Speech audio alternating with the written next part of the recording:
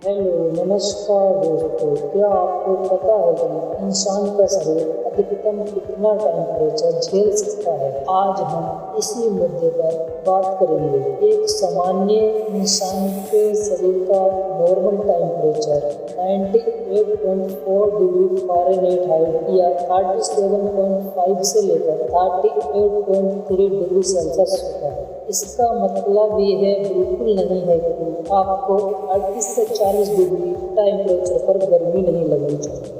दोस्तों, ये तपती गर्मी कोई सामान्य गर्मी नहीं है और ना ही आप अकेले हो। दोस्तों, याद करो 2 साल पहले 2022 की गर्मी शुरू हुई थी। तब इतनी भयंकर गर्मी थी कि इंडिया में 122 साल पुराना रिकॉर्ड टूट गया था, जिसे हॉटेस्ट समर ईयर का नाम दिया गया। लेकिन दोस्तों, फिर 2023 की गर्मियों का मौसम इतना जल्द हुआ था कि साइंटिस्टों ने एक रिसर्च में बताया कि पिछले 2000 सालों का रिकॉर्ड टूट गया। फिर अब आता है 2024 की गर्मी। जनवरी 2024 होता है समर ईयर, फरवरी 2024 होता है समर ईयर, मार्च 2024 होता है समर ईयर, अप्रैल 2024 होता है समर ईयर। दोस्तों, पिछले 11 महीने से तो ब्रेकिंग गर्मी है गर्मी के मामले में। आज जिस गर्मी को आप सह रहे हो ये नॉर्मल गर्मी नहीं है और आप भी अकेले नहीं हो। पिछले महीने में पूरे साउथ इंडिया और पूरे साउथ एशिया में ऐसे ही रिकॉर्डेड ब्रेकिंग गर्मी देखी गई है। उत्तराखंड में फॉरेस्ट फायर देखने को मिली है। मई के पहले हफ्ते में उड़ीसा, छत्तीसगढ़, मध्य प्रदेश और झारखंड में और देश भर में हीट वेव की वार्निंग देखने को मिली है। और इंडिया के ज्यादातर राज्यों में टेम्परेचर 45 डिग्री सेल्सियस से ऊपर पहुंच गया है और राजस्थान में टेम्परेचर 50 डिग्री तक पहुंच गया है। और इंसान का शरीर 40 डिग्री सेल्सियस के बाद हीट एब्जॉर्ब या गर्मी से छुटकारा पाने की क्षमता को खोजने लगता है। एक रिसर्च से पता चलता है कि 40 से 45 डिग्री सेल्सियस के बाद इंसान के शरीर के लिए रेड सिग्नल है।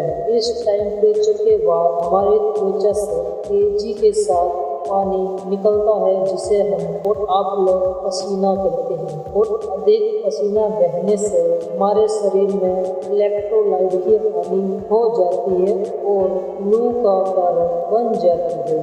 और जब टेम्परेचर 50 डिग्री सेल्सियस पहुँचता है तो हमारी मांसपेशियां जवाब देने लगती हैं या डायनेमिक हो जाती हैं। ऑर्गन फेलियर से लेकर हार्ट अटैक जैसी समस्या हो जाती है और जान तक जाने का खतरा बना रहता है। और ऐसे लोग जैसे बच्चे, पहले से पीड़ित लोग और प्रेग्नेंट महिला जल्दी ही इसका शिकार हो जाते हैं। तेजी के साथ पसीना बहने लगता है और हमारे शरीर के पार्ट सही तरीके से काम करना बंद कर देते हैं। वरना हम सभी को एक खतरनाक तपती गर्मी का सामना करना पड़ रहा है।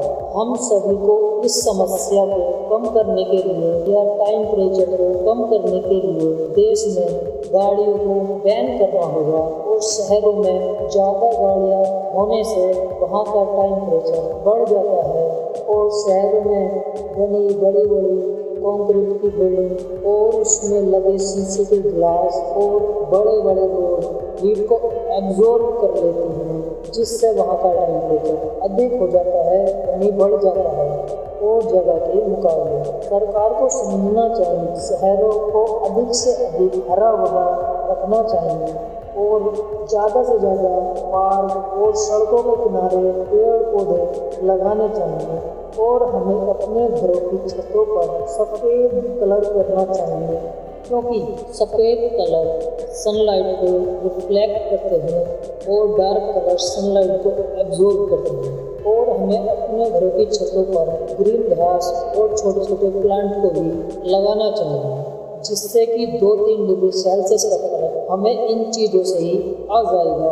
और आप पूछोगे कि हमें एसी की जगह अपने घरों में क्या लगाना चाहिए, जिसका सीधा सा जवाब है कि रेडिएंट कूलिंग। यह एक ऐसी टेक्नोलॉजी है जिसमें घरों की छतों और दीवारों में पाइप लगाए जाते हैं और इन पाइप में ठंडा पानी गुजारा जाता है, जिससे घर और महल ठंडे रहते हैं। पिछले समय में हमारे पूर्वज कुछ इस तरह के घर को डिजाइन करते थे, जिसमें छत के ऊपर एक इमारत से निकालते थे, जिसको वेंटिलेटर कहा जाता है। उन वेंटिलेटर से होकर हवा पूरे महल में फ्लो करती थी और जिससे महल ठंडा रहता था।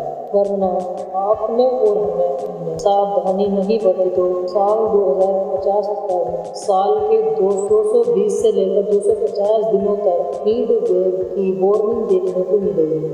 छोटे छोटे पशु पक्षी विलुप्त हो जाएंगे। दोस्तों, आप अपने घर से बाहर निकलो तो छाता लेकर निकलो। शर्म की बात कोई नहीं है। इससे आपको भी और आपकी त्वचा को भी फायदा मिलेगा। और हमें सारा काम सरकार के ऊपर नहीं छोड़ना चाहिए।